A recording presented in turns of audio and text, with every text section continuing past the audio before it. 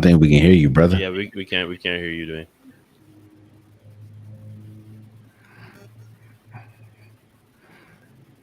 Can't really hear you, my guy. There goes your rant. Well, there goes the season 2 premiere. Yeah, this isn't good. There This he isn't- is. There you this go. is better. There There you it go. is. I pressed the button I shouldn't have pressed. Is what happened. There you Let's go. try it again. Welcome back to the Go Talk with Marcus, powered by Poddex, fueled by Go Fuel. Joining me for the first time on a live show, anyway, is Jalen Hunter of the Unpopular podcast, and then of course you've got Neil Hoyte, producer of the hashtag thisJUSTin Sports Show, and the host of his own show, the Center Podcast, and then the biggest Sacramento Kings fan I know, Spencer Fielding, 1/3 of the crew at Full Court Talk. What's up, gentlemen? How we doing tonight? Oh man, I can't Good. complain. Thanks for having me. I am well. Thanks for having us. Yep. Well, Neil, I think you're lying, and we're going to start with you today because I don't think you're all that well, given that the Los Angeles Lakers are now locked in at the 11th seed, which means they're not going to the playoffs. And despite LeBron James doing what really no one at his age has done in the history of basketball, the Los Angeles Lakers will be sitting on their couch when the season is over come this Monday. So if you had to grade LeBron James's tenure as a Los Angeles Laker so far these last, what has it been, 4 years now, what would you grade it? Using letter grades, A, B, C, D, F. I would grade this maybe an A minus. The reason why I grade this an A minus is because LeBron has played well. I mean, he went to the Lakers, he won a championship. Granted, a lot of people may look at it and give him deductive points because he did not make the playoff for 2 of the seasons that he was here. But really and truly, LeBron James has played really well. As you just mentioned, Dwayne, he's played exceptional for a person his age. He's putting up numbers this year that makes you feel like he's 25 instead of whatever age he is, 45. I mean, he's playing really well.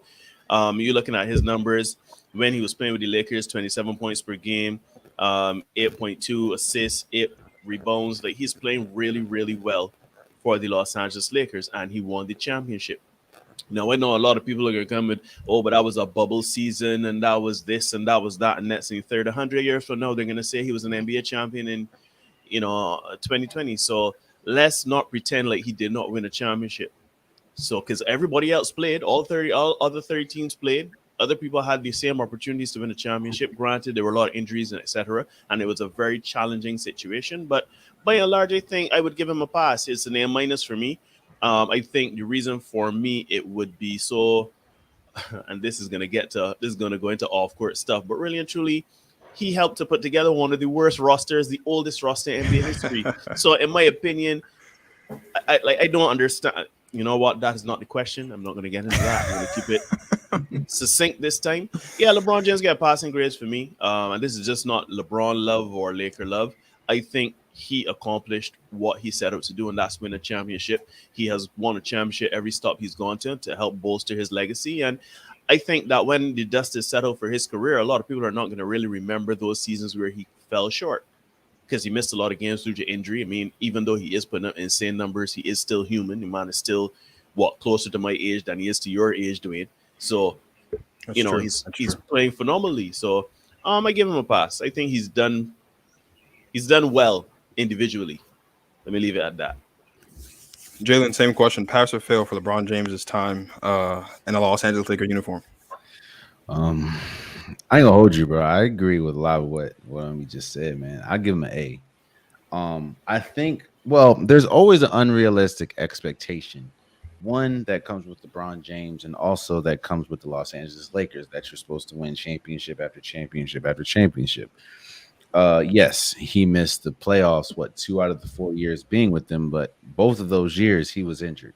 Now, this year is a terrible team. Now, a lot of people are saying that this is like the most disappointing team ever, this and a third, but everybody that's on this team is playing like they played their entire career. Melo is not good about the ball, and when he's terrible on defense, he's been like that since his prime or since Syracuse. Russell Westbrook has played how he's played, but LeBron James has played exceptional. So if we're just looking at the question, which is what is LeBron's tenure, I say A. You came in, you brought a championship to the Lakers. You're still showing people that you're still one of the top players in the league. He's averaging like 30 points a game at 37. Man, it's LeBron James has been incredible. Now, has the Lakers been incredible? No, but I have my own feelings on the Lakers. But to answer the question, yeah, I give LeBron James probably an A because you don't go if he wasn't if bubble championship or not, if he wouldn't have won the championship, it would have been completely different, but he didn't. So I say A. Spencer, you're spoiled with championships as a no, you're not. You're a Kings fan. Sorry. But nonetheless, LeBron James, Lakers, pass, fail, somewhere in the middle. How are we grading LeBron James' time as a Laker? I'm going with the B. I agree with what they said.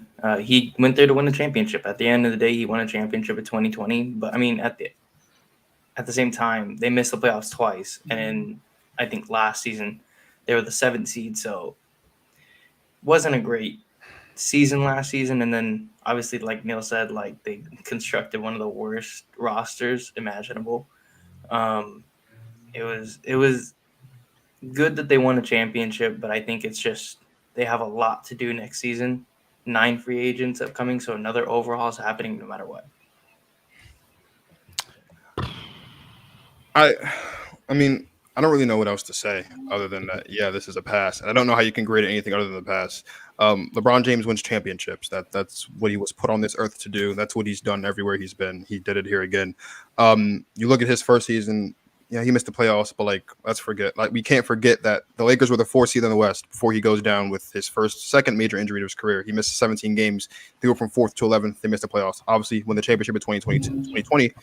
And last season, if it weren't for injury, they could have won a championship again last year. Like they could have gone back to back if it weren't for injury. It's possible. I'm not saying they would have, but the possibility is there. They don't get bounced out of the first round if AD and all those guys are healthy. I know that for a fact. This season, obviously, just terrible. Because you could have had Buddy Hield and DeMar DeRozan and just a more well-rounded, balanced roster, and instead you go for Russell Westbrook. And then I know his contract was immovable, but it just didn't feel like they really tried to move on from Russell Westbrook this season after he was continuously being one of the biggest reasons why they were underperforming this season. LeBron James averaged 30 points this season. No one at the age of 37 has averaged has ever averaged that many points a game in a season. Also, no one in year 19 has ever averaged that many points in a season. And if he didn't sit himself down for the rest of the season, he probably would have won the scoring title. He would have been the oldest person in NBA history to do so. He's also averaged the most points this season since 2007. So this has really been as a collective, this hasn't been one of the greatest LeBron James teams we've seen. In fact, it's probably been the worst. But as far as LeBron James's play, LeBron James has played, I think, one of the best seasons of his life. The record doesn't show it, obviously, because the team sucked. But if you looked at just what LeBron James did and how he played every game that he was there and what he produced and how he produced, he's one of the best players this season. And as I said on Justin's show, and I got a chuckle out of Neil for it earlier, if the Lakers had a better record, LeBron James would be the MVP. I don't really think he would at least be in the conversation. I think I would vote for him as MVP. But it's a pass, undoubtedly. Well, I didn't mean to cut you. Let me play devil's advocate. And let me speak for the people that would say it's a fail. LeBron James has his hands. Every team where he goes, he has his hands on the roster. Rightfully so. He's clearly the best player. He's in a lot of people's eyes, the greatest of all time. He has his hands on this roster. Now, nobody thought that DeMar DeRozan was going to be this DeMar DeRozan. We can't say, you will be lying if you said, oh, we knew DeMar DeRozan was going to be MVP candidate. But everyone and their mama knew, Russell Westbrook is a big name, but he struggles to play with scores. And while LeBron James isn't a pure scorer, everyone knew. Now everyone's going to say, oh, no, it's going to work because it's Russell Westbrook and triple-double king and MVP. But no.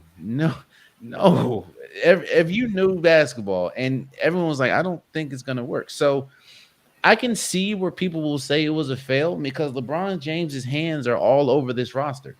And think about it. You could have had Kyle Lowry, but they didn't want to move off of Talen Horton Tucker. You could have had DeMar DeRozan, but you picked Russell Westbrook. You could have had Buddy Hield, but you did. I mean, in fact, they had Buddy Hield, but they said apparently LeBron James called him and was like, hold on, no, we got Russell Westbrook.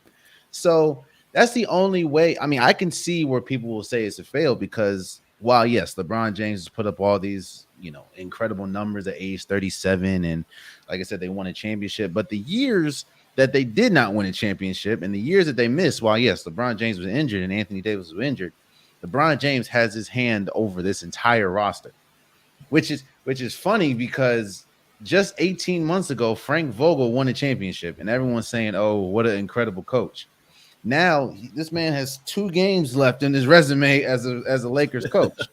So while I'm not blaming LeBron, I will say that LeBron James's hands is over this. Like my man Spencer said, one of the worst rosters ever assembled. So that's where I can see. While the players aren't bad, I mean, again, there's a reason why the man called Melo and say, "Yo, we need you to do what?" That's so. He can't shoot threes. He wanted Wayne Ellington. Wayne Ellington ain't hit a 3 since North Carolina. He wanted. These are the players that he wanted, and these are the players that he got. And unfortunately, it hasn't worked out. So while yes, I still agree that it was a pass, I can see where people would be like, "Well, no." You can kind of deem this as a failure, especially when we look at what the Lakers had and where they are now, what Brandon Ingram's doing, what Alex Caruso's doing, what it was the number 1 overall pick, but what Zion could be doing, stuff like that. And then you look at what they have, so that's the only way I can, just playing devil's advocate. So I think a lot of this, you have to look at this like LeBron's been here for 4 years. Look at the 4 years before LeBron got there. Like, you just want to compare the time spans. The Lakers were like the laughing stock of the league, and they just flat out sucked. Like, I'm sure there were countless nights when Neil was crying himself to sleep during those 4 years prior to LeBron James joining the Los Angeles Lakers. I think the first season that LeBron was there, I think I think people are a little bit too hard on LeBron just because, like, if he doesn't get hurt, they make it into the playoffs that season if he doesn't get hurt. And Quaz is capped. His first year when he had all the when he had the players, they were one of the best defensive teams. They just couldn't score. They were, they just couldn't score the ball. And we saw that once LeBron went down with his injury. Now it's both. They can't play defense, and they also can't score the ball.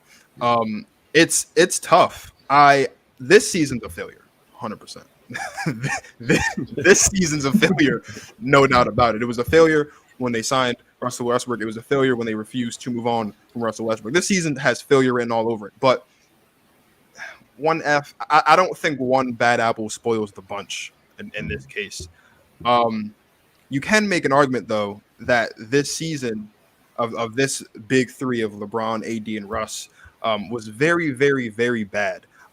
Much, much worse than the potential that the other big 3 was in KD, Kyrie, and James Harden. Obviously, James Harden is now in Philadelphia. KD and Kyrie are in the play-in this season. They didn't win a championship. They played like 19 games together, if I'm not mistaken, in the 2 years that those 3 guys were together. So, which group of guys, which team was more disappointing? Is it this AARP team, or is it the 3-headed monster that just couldn't stay healthy enough to play together? I'm sorry. Do you mind if I start this one off? Oh, go ahead. Go ahead. I'm gonna go with the big 3 in Brooklyn, and here's why I'm gonna go with the big 3 in Brooklyn. Like we just acknowledged, we know exactly who Anthony Davis is. When Anthony Davis is playing, he's a top, arguably top 5, arguably top 10 player in the league. But there's a reason why anytime we say Anthony Davis is when he's playing. We know who Russell Westbrook is. He's a tunnel vision player who's reckless at times. Well, actually, reckless all the time. Can't shoot the Davis. Like, do you know how hard it is to shoot the ball from the right corner and hit the left corner of the backboard? He found a way to do that. Preach, my brother. Preach. Hallelujah. He found a way to do that a couple times this year. And quiet as is kept. LeBron James was incredible. However, the last few years, he has kind of thrown his defense away because it's like he doesn't have while Father Time isn't knocking on the door, it is like looking out the window. So we know, I mean, people tried to hype up what the Lakers were going to be, even though we knew the pieces weren't going to work. This big three, while you had Anthony Davis, which every single year goes the same exact way outside of the bubble year, we knew that. If you look at Brooklyn's big three, which by the way is not even a big three anymore, you have three offensive players that you can arguably say are top 5 offensive players on one team. Now, yes, you have injuries. You have Kyrie not doing the vaccine thing. You have Fat Harden. You have all that. And it's like, you think about KD left Golden State to play with Kyrie, and they were able to have James Harden just tank on Houston to go to Brooklyn. And one of those players is not there anymore. And it's been a year and a half. And this was the team that we were saying, if KD Big Toe didn't step on the didn't step on the 3-point line, they would have won a championship. That's what we're saying.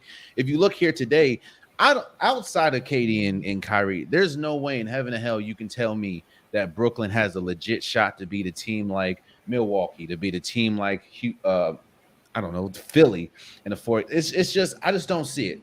And to me, that's a failure. I mean, again, the only reason, yes, the Lakers aren't making it in the play-in in Brooklyn is, but when you look, Brooklyn was supposed to be that team. You know, Brooklyn was supposed to be leaps and bounds. You had 3 of the top 10 players arguably in the league, and now you have 2 of them, and one of them isn't dropping 60 points a game because now he's a full-time player, and now he doesn't have a game every 5 days. So it's, you know, I say Brooklyn is the biggest disappointment in my opinion.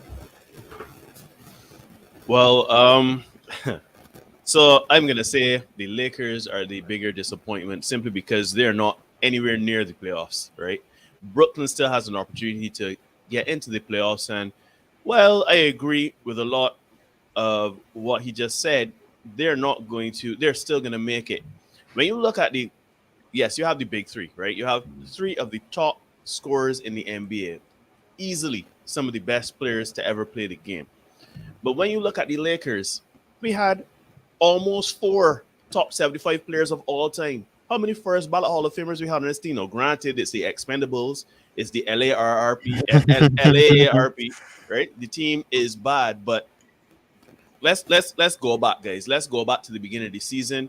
We just signed Russell Westbrook. Everybody's looking at the Lakers. Our odds were favorable. We were like, yeah, you know, Klay may not come back and play. We don't know what we can get out of the Nuggets because Jamal Murray isn't coming back. We don't know what we can get from the Jazz. Nobody knew that the Memphis Grizzlies were going to be playing the way they're playing now. Like, it was wide open for us. Everybody was looking at the Lakers and saying, yo, barring injuries, this team can really do something.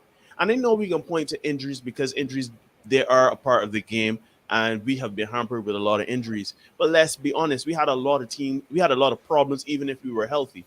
No, the big 3 over in Brooklyn, you know, we knew going into it that Kyrie was going to do Kyrie things and not play because of vaccine and the earth is flat and burning incense to sage and all. We knew what we were going to get there. With James Harden, we kind of saw glimpses of his indiscipline with the game of basketball, right? We saw little moments and snippets that KD is really the only stud on this team that's going to be there once he's healthy, game in, game out, right? And we knew that they were going to be in the top upper echelon of the Eastern Conference. Now, granted, they've slipped to eighth, but when you look at why they've slipped to eighth, there's several reasons. A lot of injuries.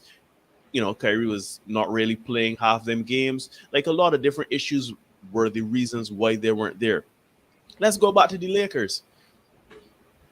Forget injury.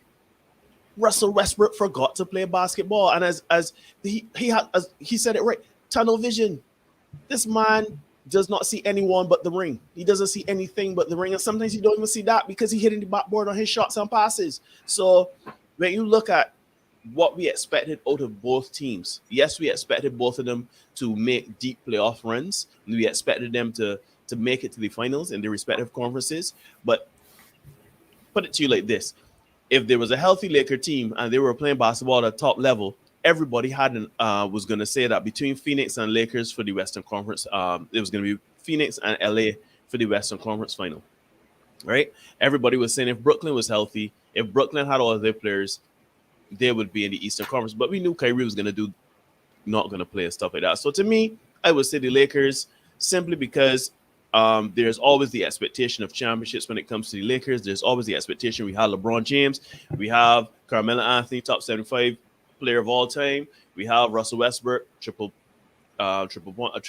double god, but we just couldn't get there, and it's disappointing because we're 11th. It's not that we're out of the playoffs. It's not that we're playing for the playing. We are 11th. 18 games under 500. I can't even, honestly, I saw this question, right? And I was going back and forth, but until just now, when I was speaking, I can't believe you asked me this question, Dwayne. I think you did this purposely to trigger me, and I don't like it. No, if there's anybody I'd ever have on this show to purposefully trigger them, it's the Sacramento Kings fan down there to your right. So Spencer, which team is more disappointing? Is it these LA Lakers, or is it the big three that is no longer the big three in Brooklyn? I'm going to say the Lakers. I think they had a lot of expectations coming into the season. And granted, I didn't have any expectations for them. I knew Russell Westbrook wasn't going to fit. The whole team was super old. Kent Bazemore sucks ass. They had so many issues that it was just so easy for me to see that they weren't going to do anything. But all the media companies were putting them on top. And I think that's why I'm going to say that they're the most disappointing, because the media really tricked people into thinking oh, this is going to work. And with the Nets, I think it's kind of tough because obviously they dealt with a lot of injuries. Harden was Harden. I think he just kind of did a lot of bullshit. Kyrie didn't want to take the vaccine. He didn't want to play. He didn't get to play half the season. KD had injuries. We never really got to see them at full strength. With the Lakers, I think obviously AD went through some injuries, but Russell Westbrook was, like Neil said, really bad all season. LeBron was obviously playing the best basketball he's played in a long time, and that's saying a lot because he plays really well every season. So I'm going with the Lakers. I mean, if you're losing with Braun putting up a 30-point triple-double and you're getting blown out by 30, that's a huge disappointment. I got to agree with the Jalen. I think it's the Nets, primarily because the big three doesn't exist anymore in Brooklyn. That has to be the biggest reason, right? You look at what they have, that what they were banking their future on no longer exists. And a lot of it has to do not with basketball stuff, with just their own issues, like Kyrie not wanting to play basketball because of the vaccine. And Jalen's right. Kyrie was dropping 50-point games left and right as a part-time player. Since then, he hasn't. That doesn't mean he's not capable of doing it, because, of course, Kyrie Irving is capable of dropping 50-point games every single night. That's the talent that he is. But it looks almost as if his production has dropped off since being a full-time player, primarily because he doesn't have a 4 to 5 day gap between games now, because he's going to be playing the back-to-backs and all that good stuff. Now, the championship aspirations and stuff obviously boost because he's there, and it's nice to have that secondary option, especially in a loaded Eastern Conference. But maybe it's just me, and I know it's not just me, but this Lakers team, I had no expectations of this Lakers team. I said it all season, that you don't put a ball dominant player with LeBron James. It just doesn't work. You don't put Russell Westbrook with a dominant scorer. It just doesn't work. So that I think that's really was the undoing of the Los Angeles Lakers. Now there was the argument, oh well, maybe they'll just coast through the regular season and this is a playoff built team. No, it's not, because Russell Westbrook hasn't been productive in the playoffs since KD left them in OKC in 2016. Now, he did get out of the first round in the bubble, but he was hurt. So, I don't really count that as him getting out of the first round. But, this is a Lakers basketball team that just sucked all the way around 100%. But I think what we have to look at is, while the Lakers didn't meet expectations, not only do the Brooklyn Nets not exist, but the Brooklyn Nets, their big three not exist anymore. The Brooklyn Nets not meeting their expectations is worse, because they were that was a team that was picked by many people to not just make it out of the East, but win championships. And not just a championship last season, but win championship this season and potentially win a championship next season, because Kyrie's supposed to sign an extension, and so was KD, and so was Harden. They were going to be the three-headed monster in the East for years to come. Now that's gone, because Harden went in the back of his closet, brought his fat suit back out that he put on to get himself out of Houston. He put that back on to get himself out of Brooklyn. Now he's out there with Embiid, and Harden's got a shot to win a championship this season, a better shot, I would say, to win a championship this season than maybe KD and Kyrie do, given that the road is a little bit tougher, given that the Nets are in the play and the Sixers aren't. Like, the Nets are the bigger disappointment, and I don't think it's that close. Like, I feel like it's a wash. Like, I understand that the Lakers failed this season, but like, were the Lakers legitimately championship contenders this season? I don't think so. Like, I don't think there were many people outside of the big media companies like ESPN and all these guys, and the guys that get paid to just talk nonsense because the check is big and there's a lot of zeros. Like, I don't really know how solid the championship aspirations were for the Lakers this season, because we all knew that at some point the roster construction was going to get in the way of them being able to win the championships. Not to mention they're old, and nobody was going to play enough games where chemistry would be built to go on a championship run. The Nets had KD, Kyrie, and James Harden, who, while they're not smack dab in the middle of their primes, you can make an argument that all three of them are in their prime, at least on the tail end of it. Still very productive, lethal scorers, three of the most lethal scorers we've ever seen in the game. And not only are they not together anymore, but they also didn't win championships because of injury and lack of chemistry, and because Kyrie Irving would rather sit at home and sing Kumbaya than play basketball. Like, I feel like all of those things make the Nets a much bigger failure than, as Neil said, the LAARP Lakers this season. Think about this, man. They traded James Harden for essentially Ben Simmons, and Ben Simmons wasn't playing in Philly because of mental issues. You get traded the first day, all of a sudden he has a bad back. Like, think about that. All of a sudden they found a back injury for him. And not only that, the biggest news I've heard of Ben Simmons this year outside of the trade was he's filing a grievance for $20 million from the Sixers. Yes. So that should tell you everything you need to know about this. The same Brooklyn Nets team that we said if KD was 4 inches back. No, I'm sorry, 4 centimeters back from the 3-point line, they more than likely would have won a championship. That's all I'm saying. Well, this is true. I get your guys' arguments, right? And they're very compelling. I to be fair, let's be honest, because really the question is, if everything was being equal and everybody was healthy and everybody was playing, which team would have more success in making the playoffs? And y'all are right. The Lakers, nobody looked at this Laker team and said, oh yeah, boy, this is a runaway, success story in the West, because we still had the Phoenix Suns playing really well. We still had all of those teams, as much as we didn't know if Klay was going to come back and what he was going to look like, he was still touted to come back. We knew that the Jazz and the Nuggets, well, they're around the middle of the Western Conference. They're still tough teams, tough outs. We knew that Ja Morant was emerging. Nobody expected them to be second in the West, but everybody knew that they were going to be emerging, everything like that. And then, of course, you had teams. We didn't know what was going to happen with the LA Clippers. We didn't know what was going to happen with teams like the Portland Trail Blazers, because they're always dangerous at the beginning of the season. We didn't know what we were going to get with certain teams, right? So I get that. Even if everything was healthy, it was still going to be a tough out for the Lakers, right? And I do understand that out East, nobody expected Miami to be number one in the Eastern Conference coming 2 games before the end of the season. Nobody expected Boston to make such a resurgence at this late point in the season to be up there in top of the Eastern Conference. So I can see it. You guys have I've not changed my opinion because I'm a Laker fan and I really hate this team, hate this iteration of the team. Let me be clear. But I do get your points. I can see why a lot of people would say that, because you guys are right. As Jalen said, 4 centimeters, but we could be talking a whole different conversation altogether. So, but I do think that, man, this Laker team, I can rant again with the Lakers. No, Dwayne, go ahead, take it away. Because I would go on and on about the Lakers, man. Because this team is bad, people. This team is bad, and nobody can look at this team and said, oh, if everything was equal, this team would have. No, you can't play ball dominant basketball with LeBron James, especially when you're bad at it. Dwayne, please, just that's. So let's talk about the other team in the LA Clippers, who, this is going to be salt in the wound, I'm sorry, but without Kawhi Leonard and Paul George for large chunks of the season, the Los Angeles Clippers are in the play-in firmly.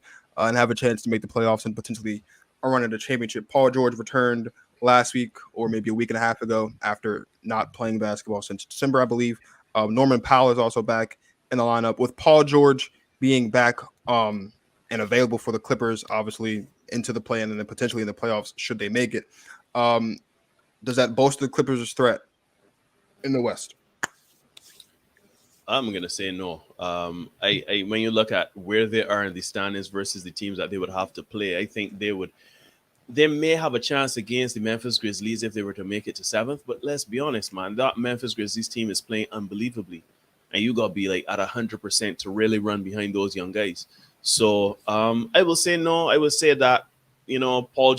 I didn't want to make this joke, but Paul Pandemic P is he's returning to the fold. He's going back to the playoffs. So who knows what he's gonna give us? Because in the regular season he's a killer, and then in the postseason he hits backboard. So, and I don't mean in a good way, but I think the Clippers do have a challenge going up against. They're not going to beat Phoenix. Let's be honest. In a 7-game series, that's not happening. Let's just get that off your mind. Their best bet is to try to get to 7th, to try to see if they can somehow match up against the Memphis Grizzlies, and hope their inexperience somehow causes them to falter in some parts of that 7-game series. But looking at it from what we are seeing here and the potential outcomes that could possibly happen with them making it, I don't see them making too much noise in these playoffs. Go ahead, Spencer. Yeah, I mean, unless Kawhi is coming back fully healthy, I don't see how they're going to make any noise. Like Neil said, beating the Suns is a tall task. Beating the Grizzlies might be even taller if Ja's out, because for some reason they have like 30 wins without him. But I mean, the Clippers are a good team. I think they've kind of have a good core with Paul George, Norman Powell, and Kawhi. A fully healthy Clippers team, maybe they make some noise. But I mean, without Kawhi back, and I don't think they're going to bring him back this season. I don't see the point of bringing him back this late in the season. I could see them getting past the Timberwolves, but I don't see them making any noise in the first round of the playoffs. You guys are such Debbie Downers. Go ahead, Jalen. It's funny. Before I answer this question, I was having a conversation about basketball for a good hour and a half the other day, and I think it was like the hour and 25-minute mark that we realized that we didn't even mention Kawhi Leonard's name. That's how crazy it is. But to answer your question, no, they don't have a shot. And the reason why they don't have a shot, I do think, Pandemic P, Paul George, I think he rectified some of that last year, especially getting to the Western Conference Finals. But the thing that nobody really talks about, the Clippers overachieved, and they didn't have Paul George. They didn't have Kawhi Leonard all year. Paul George is back, and they look pretty good. The problem is with the Clippers is they are the spectrum swings so drastically for them. Either they look drastically great, like they look like they could win it all, or they look horrible, like they can't score to save their life. And you don't want that inconsistency, going up against a team either in the Phoenix Suns, who have a clear-cut lead of the best team in the league, or the Grizzlies, who are 20-2 without their best player. While yes, I think that their length can be a problem for Phoenix, I don't see them even with Paul George, and honestly, maybe even with Kawhi Leonard, because even if Kawhi Leonard was to miraculously come back, even though we know Kawhi Leonard's track record, he never comes back early. I just don't see him just being the Kawhi Leonard that we remember in the first game is a playoff game. I don't think that would be fair to him, and I don't think he would do that. So, this isn't as much a shot at the Clippers, but that shows you just how good the Grizzlies and the Phoenix Suns are. And honestly, I don't think they have a shot against. There's no way it's going to happen, of course. But if they were going to play Golden State, I don't think they had a shot against Golden State. I just don't see this team, especially when we talk about offensive wise, I don't see this team. They're going to depend a lot on Luke Kennard, and that, I mean, that just doesn't do it for me. So I say no, they don't have a shot on maybe a game, but I don't think they have a shot of upsetting. In fact, that would be an upset to me. Them not getting swept is a gentleman's sweep is we're going home with our heads high. That's in my opinion, because I don't think the Clippers have a shot, honestly. I think of all the teams in the Western Conference playing, the team with the best shot to beat the Memphis Grizzlies is the Los Angeles Clippers. I don't. You're just saying that for ratings, bro. I'm not. You know, I was about to say it. He called us Debbie donors, right? But no, I don't. No, I don't. I really. I'm not. I'm being serious.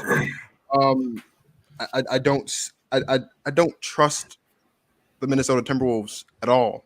I don't. Like, they've been having a great season, and that's good for them. And Anthony Edwards is a box office attraction in the NBA, but like, I don't trust Karl Anthony Towns in the playoffs. I don't trust whoever else they have on their roster, because I don't know who else they have on their roster outside of Anthony Edwards, Cat, and D'Angelo Russell. Like, that's not a team that I think can win a playoff game. The Los Angeles Clippers, I think, with Paul George, can beat the Memphis Grizzlies in 7 games in playoff. It's would I put my money on that happening? No. But like, if I look back and said, but like, if in 2-3 weeks from now, or however long it will be, come the second round of the playoffs, if the Los Angeles Clippers make it to the playoffs and they match up with the Grizzlies and they advance, I wouldn't be shocked, right? Because as great as the Grizzlies have been playing, there's a lot of inexperience there. Ty Lue's a great basketball coach, and it's a really big if to trust Paul George in the playoffs at this point in his career, because it looks like he hasn't really been that great of a playoff performer since he left Indiana, and that sucks.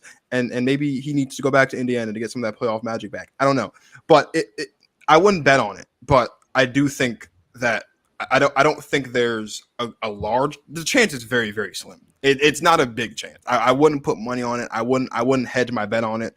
But I wouldn't be surprised if the Los Angeles Clippers were to beat the Memphis Grizzlies in a 7-game series. They have a better coach. I think, as far as they've got the experience, you know, they've been there. So I think all that kind of plays a factor.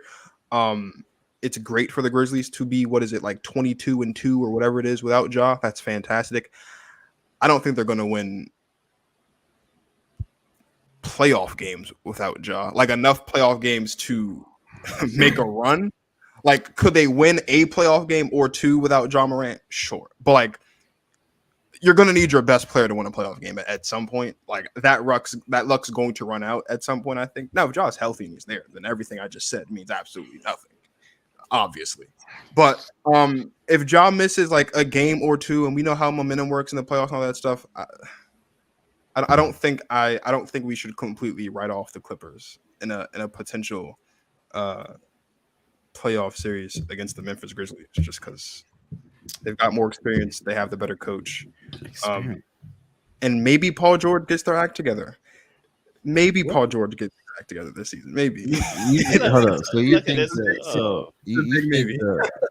you think the run?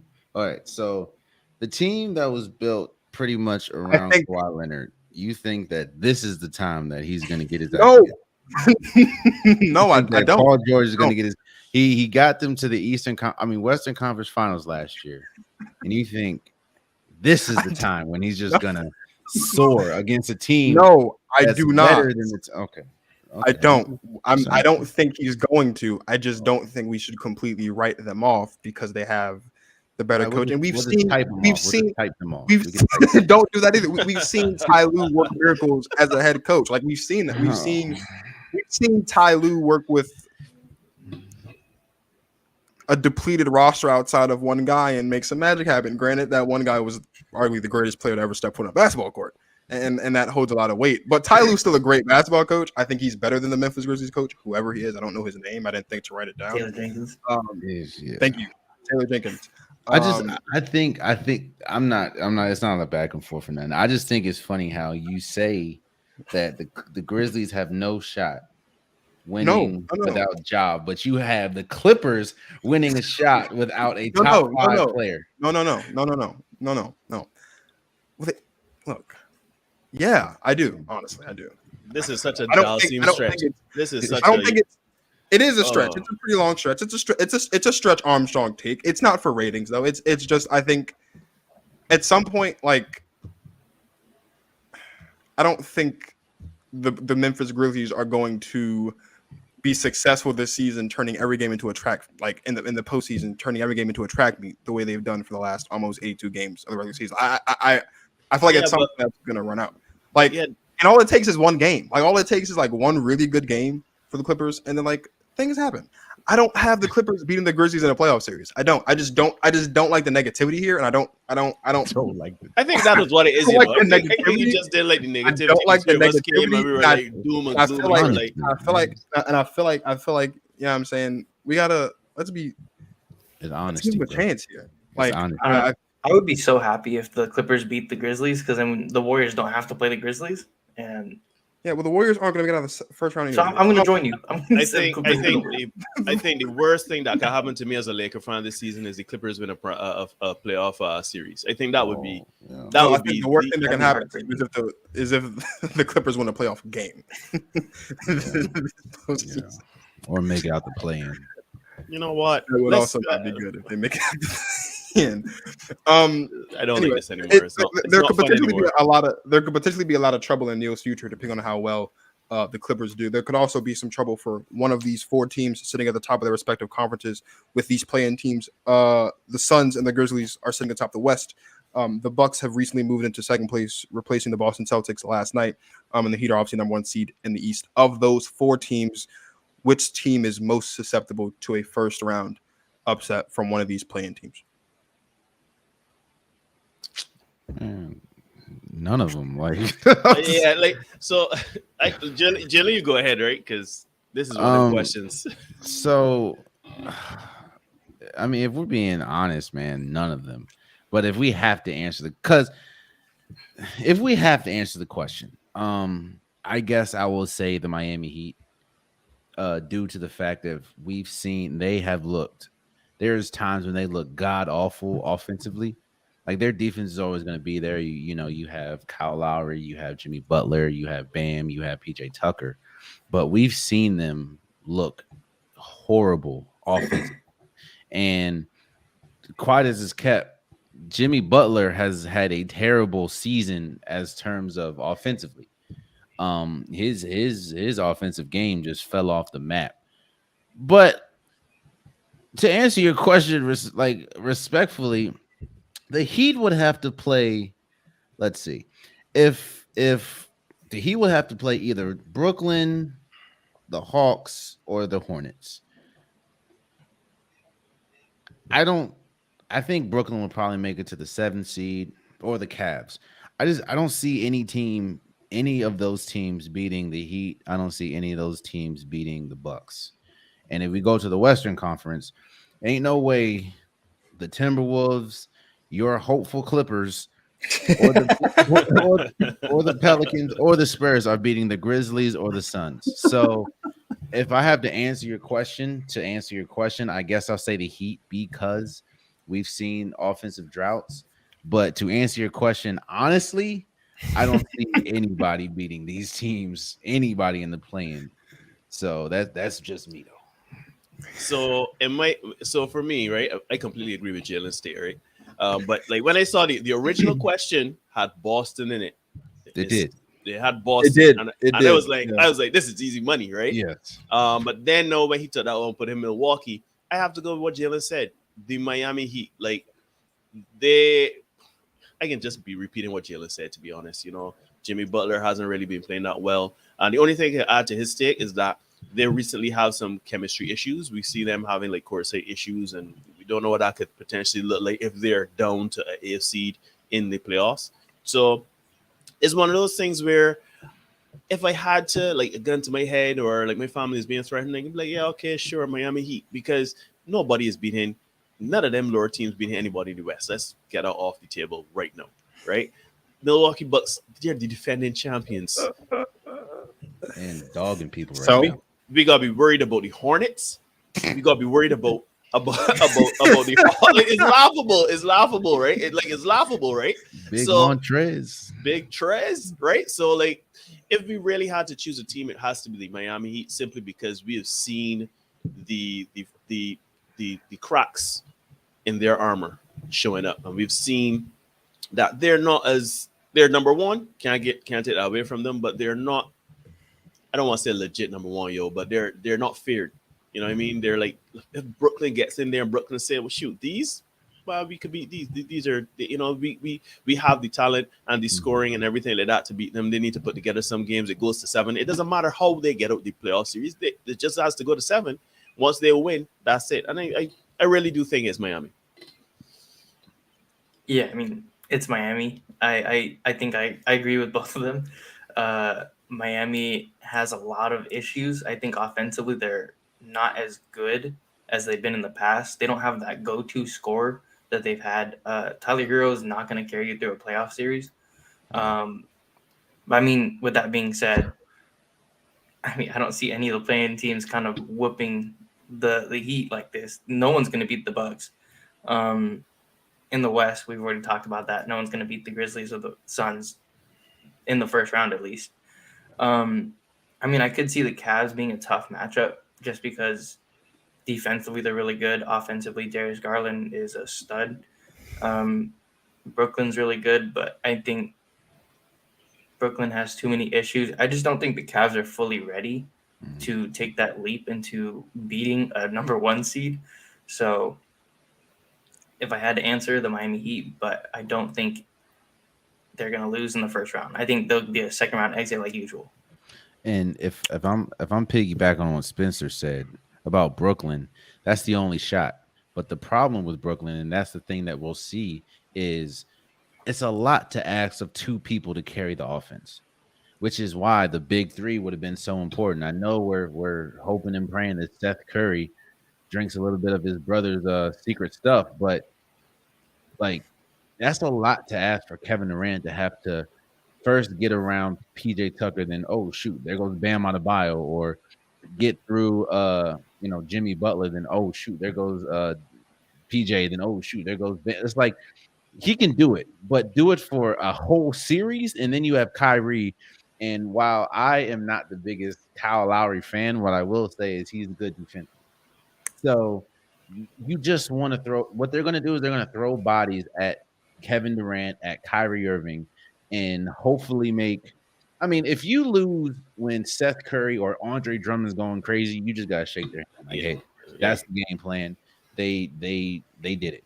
But if you lose when Kevin Durant is dropping 40 a game and Kyrie dropping 40, then you gotta look at Eric Spoelstra like, all right, they got some problems. So outside of that, I don't see the Heat doing that. I don't. Yeah, they can. I don't.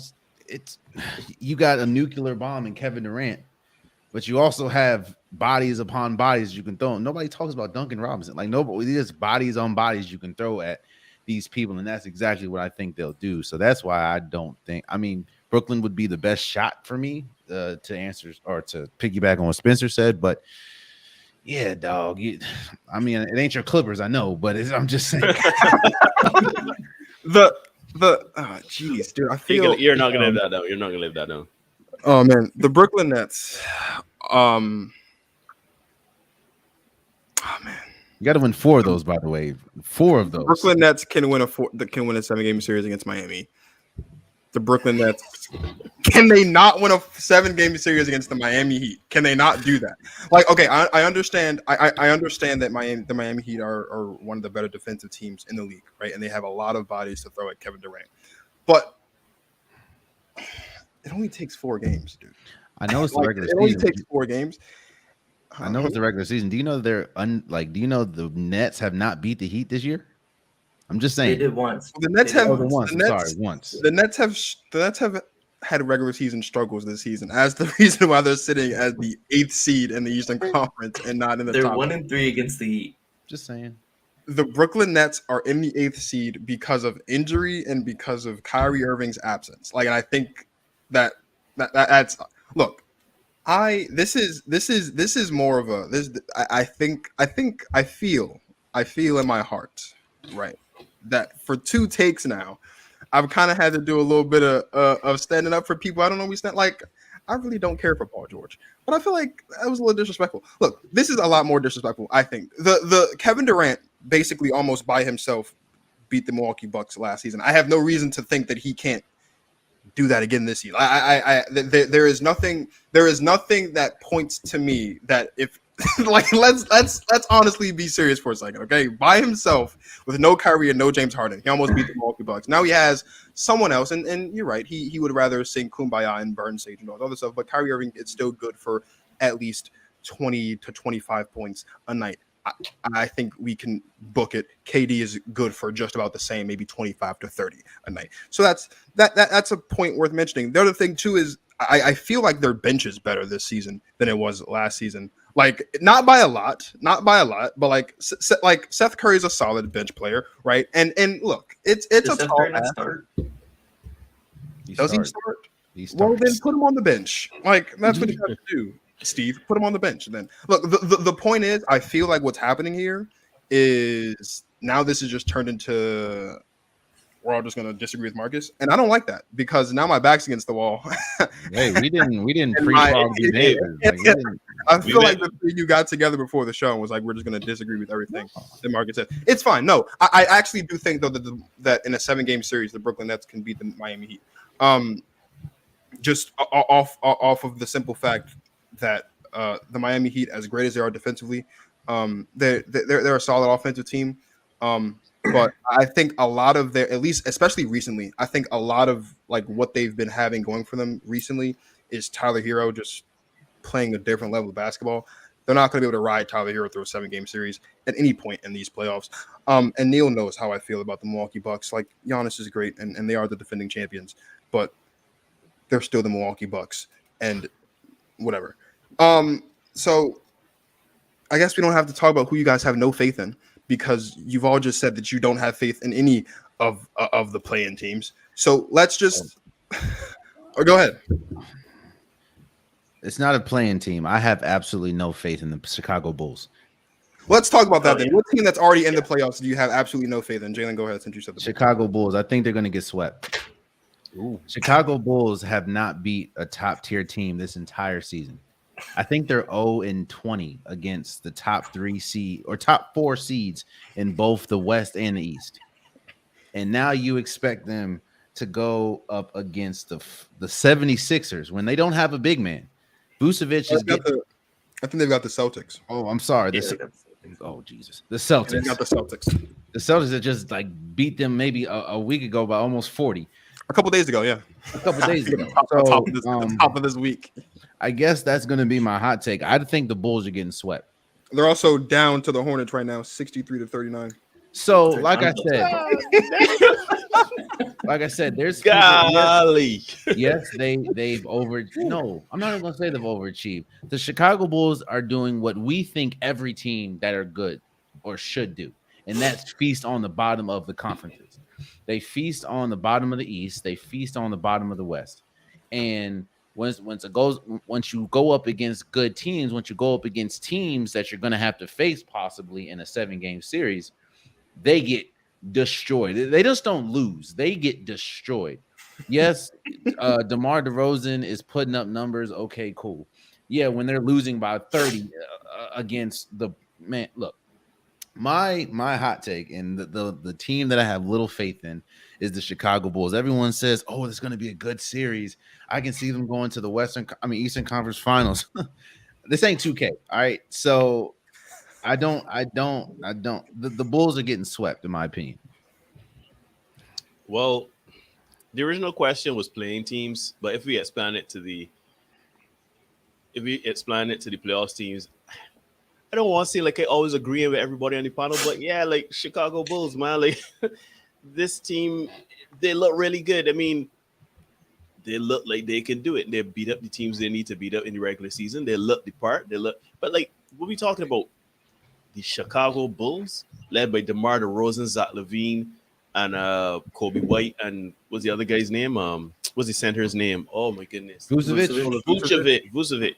Who's a guy that I got a guilty pleasure for, but other than that, man, this team, I can't see this team really like against Toronto. That's going to be a dogfight, and it should be a dogfight. Like if you really think about it, it shouldn't have been a dogfight if you really are that team and with those players, right? But that's going to be a dogfight. That's going to be what must-watch TV in the Eastern Conference, right? So I mean, I have to agree. If I want to, I guess I can expand it. If I go west, a team that I don't have faith in, man, is that Utah Jazz team. Like that Utah Jazz team, for some reason, man, Cannot keep a lead. cannot keep a lead. Like it's like they seem to have it together. And at the beginning of the season, I was like, yo, this Utah Jazz team, like they really mean business, right? But then it's like, who really fears Rudy Gobert at this point as a rim protector? You know what I mean? Like, yes, he is a great defensive player. And yes, he protects the rim and everything. Now, but of all the guards that drive into the rim in the playoffs, who really cares about Rudy Gobert? You know what I mean? And even let's carry outside. Who really cares about Donovan Mitchell? You know what I mean? Like he could score, he could play really good, but like, and you know, I can hear Justin Marvel in my ear. He's not really in my ear, but so many years that I've spent with him, he keeps saying that undersized shooting guards can't get you over the hump, right? And I could just hear his. If you watch it, Justin, I represent you. You just haunting me. Please leave me alone. But yeah, I can hear him in my head saying that Donovan Mitchell is not that guy. He's my height, 6'4", 6'5", right? And while he can score in droves, when he goes missing, boy, does he goes missing, and he doesn't know how to affect the game. You know what I mean? Like great players, especially at the wing players, if they don't have it going offensively in terms of scoring, they know how to get other players involved, particularly in the playoffs. Donovan Mitchell is not that guy. Like he literally will get in his head and be like, I'm not scoring. Let me try to make this pass. Oh wait, I should drive. Maybe I should shoot. Maybe I should pass. Like he doesn't know how to affect the team. So if I really have to think of a team, well, yes, Chicago. You know what? Jalen has Chicago Bulls. I can go with the Utah Jazz. Utah Jazz. I don't have any faith in them to do anything in the East, in the Western. Who would they play? Let's look at the standings now. The Mavericks. The Mavericks. The Mavericks. Yep. And there you go. Like I can we honestly sit here and say, oh yeah, sure, they can wipe the floor with the Dallas Mavericks? We can't do that. We can't do that. And Dallas Mavericks, all credit to Luka Doncic, but that team really and truly has no business getting into the second round. I'm just saying. So yeah, Utah Jazz for me. Yeah, I think I agree with both of those. The Bulls, even with the healthy Lonzo, healthy Caruso, they still weren't winning. So they're off the table. Utah, I don't give a shit about Rudy Gobert. I don't think he's a decoy. I honestly can't stand him. But I'm gonna go with Philly. How you feel about Rudy Gobert, Spencer? Just how do you feel about him? Because I sense in this is like Giannis Antetokounmpo for Dwayne. Let's go solo right quick for Spencer. He steals decoys from Draymond. You know, I can't. Of course. Right. Oh God. Our bad. This to be fair, he does nothing. All he does is block shots and rebound. He can't guard the perimeter. That's all he does. That's why he's defensive player of the year. Yeah, that's what it's not enough for me. It shouldn't be enough for anybody. Like jeez. But for the team that I have no faith in, I'm going with Philly. I don't think they can beat Toronto. Toronto has been one of the hottest teams coming down the stretch, and I think Scotty Barnes, Pascal Siakam, they have a lot of experience on that team. Fred VanVleet has been really good. Chris Boucher. I think Toronto has a chance. Look at the names you just said, and instead of experience, you said Scotty Barnes. I know I was kind of crazy for saying the Clippers had experience, but the Raptors. I will say this: James Harden has been awful these last probably 10 That's kind of games. what I'm going. The Raptors. James Harden he's like shooting like 2 of 15 for like the last 3 weeks. Yeah, it's been bad. I don't trust them. Yeah, the Raptors. In that regard, I can agree with that. Don't have an answer. No one in the National Basketball Association has. He's about to say this again. He said this in my podcast. Jesus. What's wrong? Is that wrong? Am I wrong? You know, Jalen. He said it on our podcast as well. He's just menaced with this because it's truth. It's truth. Okay. Nobody has an answer for Joel Embiid. However, there's still a reason why they struggle against teams like the Kings. Since you want to talk about Spencer all the time, they were in a dogfight with the Kings the other day. Get him. Like there's a reason why, because all you have to The one thing that you're not really underestimating is the fact that Joel Embiid is not the most reliable shooter. So what you do, you crowd the paint. James Harden ain't. James Harden hasn't been good. Matisse Thybulle ain't. I can put a pop-a shot in front of his Matisse face. Thybulle's not even going to play if they play Toronto. So it's like he's not going to play in Toronto. Are you going to say Joel Embiid? Joel Embiid. All right, say this. All right. We'll run roughshod over the Toronto Raptors. Is he going to score 60? Then they just lose. I mean, then they just lose. They lost. Is he going to score 60? I didn't say they were going to score 60. I said he's going to run roughshod over the Toronto Raptors in the series, is what I said. I don't care how many points he drops. He's going to crush them. So are we going to talk how James Harden can't create separation anymore? Or at least he hasn't this entire season. Are we gonna? You want to address that? Or I'm sorry, is it Joel Embiid thing? Just Joel Embiid, right? Do I want to talk about James Harden? Playoffs too. James. Okay. He has not created separation since he's distanced himself from Houston. That's the only thing he has not. Like, come on now. Right.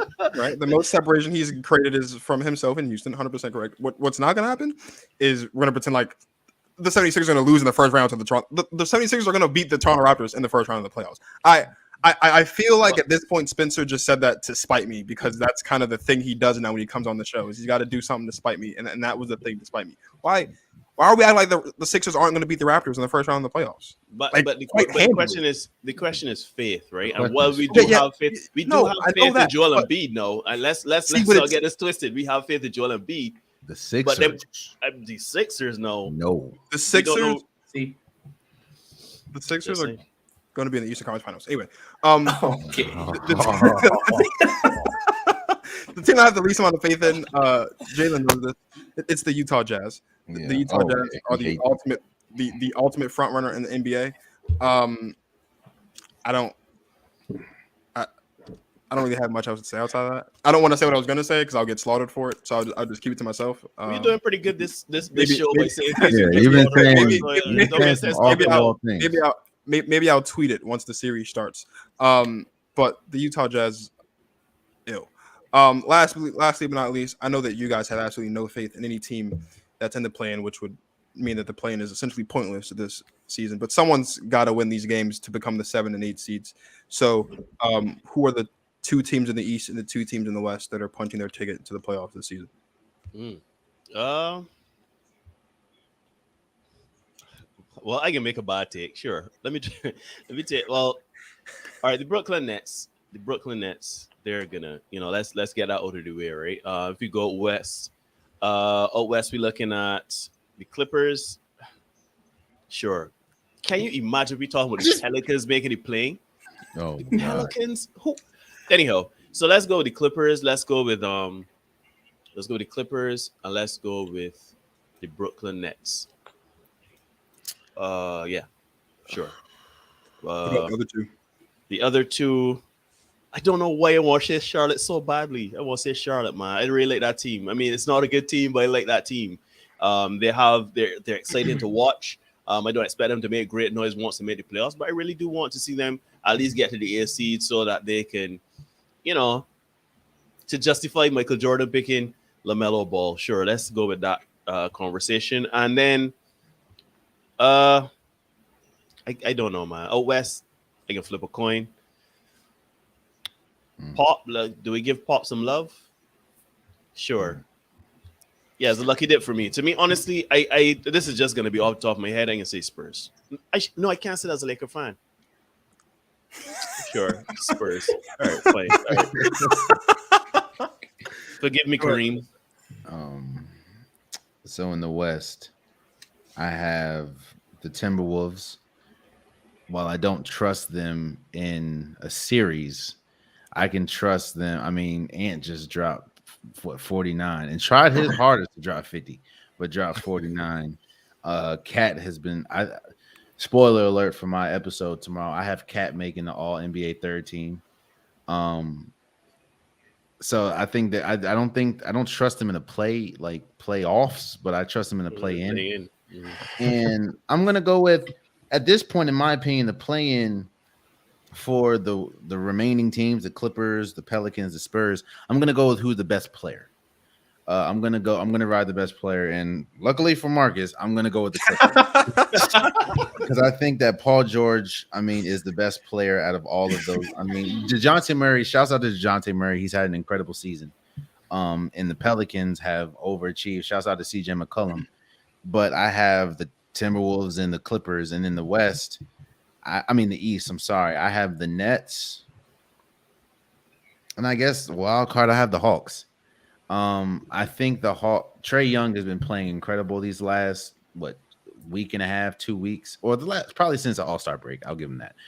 He's been playing good. Yeah, I don't think they play defense to say they can't play defense to save their life outside of Clint Capella, but I can see Trae Young going crazy against Darius Garland or going crazy against the Hornets. So I'm gonna say my two teams in the East is Brooklyn and the Hawks, and the West Timberwolves and Clippers.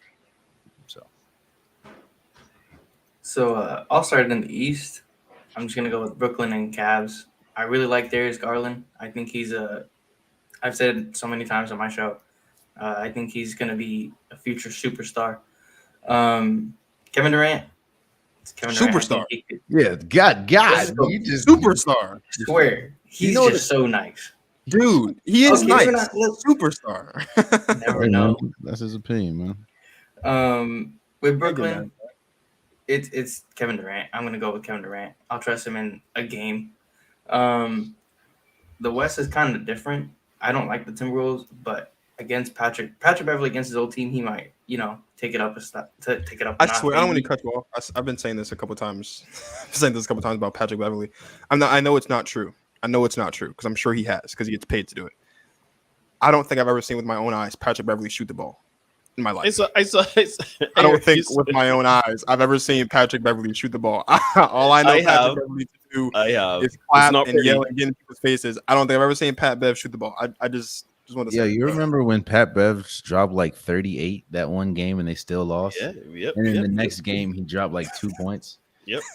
That sounds. I remember that. Pretty on brand for Pat Bev. I was like, good God, Pat Beverley having a game. I think it was against the Warriors. Pat Beverley having a game of his life, and they were down like 30. I said, oh, yeah. Sounds about right. Somebody needs to score, right? Yeah, that sounds about right. Yeah, that does sound about right. But out of the Clippers and Timberwolves, I guess I'll go to the Timberwolves just because I think they're a put together team in the Clippers. Between I'm going to go with the Pelicans over the Spurs because CJ McCollum and Brandon Ingram have been balling. But I'll go with the Clippers just because I think they have the defense to cover CJ and Brandon Ingram. This feels like this feels like one of those segments where it's just like one of those gag segments where it's not even like a real segment. Yeah, it's just like so the people are saying Pelicans, right? And everybody like laughing. Clippers, Spurs in the West. Nets, Hornets in the East. Hey, we agreed to it. Oh, okay. Yeah. I think the Nets are going to beat the Cavs in their playing game quite handily. And I think the Hornets will get the best of the Hawks just because there's not a lot in Charlotte, but they've got it just enough to get past the Hawks, and I think they have just enough to get past the Cavs in both of those games, and then they'll get wiped off the floor by the Heat. In the West, I have the Clippers beating the Timberwolves, and the Spurs and the Pelicans matchup is a toss-up. It's a toss-up. But I think the Spurs, they've got the better coach, and that's kind of all they really need. They'll be wiped off the floor by the Suns. So yeah, I hate the playing. Let me just say it, right. And I know this can sound kind of weird coming from a Laker fan. They can be like, oh, this Laker fan obviously is not going to let you play. I think the playing is bad. It's terrible. I think that if you are 10th in any conference, you should have no business. No business with an opportunity to get in playoffs. I think it's absolutely ridiculous. I was upset like a week and a half ago or 2 weeks ago. We were in 10th, and it's like, the Lakers could be any playing. I was like, I actually was on record saying, I hope they don't make the playing. You were 10th. You're like 10 games below 500 business. You got doing anywhere near the playoffs. I hate it playing. I don't like it. It's, And that's the thing. Like, if you're a 10th seed, like, do you honestly think to yourself, "Oh yeah, we just beat the now let's go up against the best team this entire season. Let's go. Oh, That's yeah. a 30 for 30. That's a 30 for 30. Like you never know, man. That's a documentary waiting to happen. We Well, can do it. it is- Can you make it in the locker room? Like, yeah, dudes. Yeah. Yo, Now we we number go up 8. against We up- the team that just went to the NBA Finals. us against the world. Let's go. Or if you're I know this.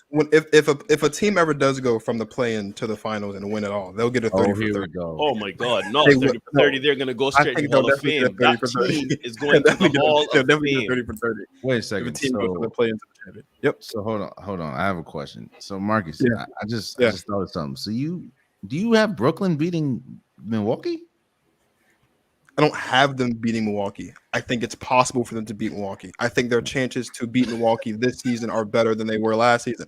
Why is that such a laughable No, thing? I'm just Durant- asking, bro. Kevin reason Durant why- almost beat the Milwaukee Bucks by himself. The only reason why I He's laugh, not by himself this time. The only I reason feel like the possibility is greater. I don't think they're going to. I just think it's possible. the only reason why is there's two teams that you wouldn't expect that were bottom 5 in defense this year. One of them is not in the play-in in the Lakers. The other one is Brooklyn. Brooklyn, I think, is like 28th, and there's only 30 teams in the league, my guy, which means that teams I didn't say that. I know the Brooklyn that sucked defensively. We know that 100%. the New York Knicks is a better defensive team. Like, think about that. And All right, well, the New York Knicks aren't in the playoffs, so I know, but what I'm just saying is when you're going up against you know what? I respect you, bro. It's your show, man. no. Listen, you're 100% right. This is a crazy take, but it's a take I gotta stand by it. I feel like I have to die on this hill at this point. If you want a crazy take, You know what? Here's the crazy take, and I'll say it. I texted it to my friend, and I know that because I listened. please, to him I think we show. might have the same. I think we might have the same one. We might be together with this one. The Utah Jazz might just get swept by the Dallas Mavericks in the playoffs. Okay, no. I don't. I don't. It's not a hot take. But That's a lukewarm take at best.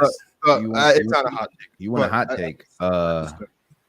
The Warriors might lose against the Nuggets. Okay. You know, so I'm actually glad you said that. A couple weeks ago, maybe it was a month or so ago, the last time I talked basketball, the second to last time I talked basketball with Justin and Neil, I got crucified because I said that I thought that the Nuggets could win a first round series no matter who was against. The Nuggets can beat the Warriors in a first round series, especially if Steph is healthy, it's not happening. No, okay. But if he's not healthy, then hell yeah. And that's the thing. Well, Steph's not going to play in the first round. I think it's more. Is he? You called him? Talk to him? I think it's more Golden State than it is Nuggets. Because Nuggets, if you look at most of their games, they're in dog fights. The only reason why they be winning these fights is because Nikola Jokic is possibly the MVP this year. How you feel about that, Dwayne? He's not the MVP of the league. Sorry, Jalen. Go ahead. But if you look, of course, we need to see how Steph Curry plays. Golden State banked a lot on James Wiseman being there. They didn't expect Kevon Looney to have to play all these minutes, and then your backup is Bielitsa. They're hoping that Steph Curry gets back, but you're dealing with an ankle injury from a guard who is 6'3", and I'm not saying that Steph Curry's a bum. I mean, he's clearly Steph Curry, but you're hoping that he just bounces up from a sprained ligament. I had a sprained ligament before. That's nothing to play with. A sprained ligament. Then if you look at the players that they're depending on right now, while Klay Thompson has had his flashes, like he had his flash the other night against the Lakers and stuff, Klay Thompson has not looked good consistently. Now, of course, I think we had a lot of expectations on him coming back, but he's looking like a player that hasn't been playing for 2 years. I think we were just expecting Klay Thompson to be like, oh, the Klay Thompson from Game 7 is no. Like, he still needs to get his legs under him. And while, again, he has flashes, he looks good. Draymond Green, however, this is the first time I'm looking at Draymond Green, and he's missing defensive assignments. He's slow on rotations. He's getting beat off the dribble badly. Now, I think that, of course, is back and he's still getting healthy. But what teams like Golden State and teams like Golden State is trying to do is they're trying to throw away history. And history is you don't get healthy in the playoffs. History is your success is the healthiest team going into the playoffs usually are the ones that's more successful. What Golden State's theory is we're going to try to get healthy in the playoffs. Now, you do have a favorable matchup as far as the Nuggets aren't the best offensive team outside of Nikola Jokic, but what happens if Steph doesn't have his quickness and his shooting slump comes back? What happens if you get another 0 for 10 3-point shooting game from Klay Thompson, which he's had 4 times since he's been back? What happens if you have Draymond Green, who's going to have to guard Nikola Jokic? I mean, that's pretty much barbecue chicken at this point. Not saying Draymond Green's trash, but you're dealing with a potential 2-time MVP. So if you would have asked me, 3-4 months ago, I would have had Golden State probably going to the NBA Finals. Now, if you ask me, seeing the state of the team, they can very well get bounced the first round. And because they're trying to combat history and get healthy in the playoffs instead of be healthy going in. I mean, I will agree. Yeah. To a degree, I think like the Warriors, and I've watched, granted, almost every single game this season, they cannot close games. They struggle to close games. Defensively, without Draymond, obviously it was a struggle. And then when he came back, the first, I think, 2 weeks, the Warriors' defense was atrocious, even with Draymond back. Over the last week, I think their defensive rating went down to 102, so it's back around where it's supposed to be. So Draymond looks a lot better. Klay, I think he's averaging 28 lately, so he's making strides to play better. Steph is the big question mark. I think Jordan Poole, Klay, and Draymond can beat the Nuggets in the 7-game series. I think that's a close one, just because I think Jordan Poole has been playing out of his mind. Even though he didn't extend his 20-point game per game to like 18 or whatever, he still got 19 and 11 against the Lakers last night, so he's been playing really well. I do agree the Nuggets are not a favorable matchup. If the Warriors slide down to play the Utah Jazz, I'm cool with it. The Warriors match up against the Jazz, and they match up better against the Suns and the Grizzlies. Will they beat the Suns? I don't know, but I like that matchup a lot better than going to Memphis and playing them in a dogfight every night. And the last thing I'm going to say, to combat what you said, not combat, but to kind of piggyback, I think the X factor is Andrew Wiggins. Andrew Wiggins has not played well since the All-Star break.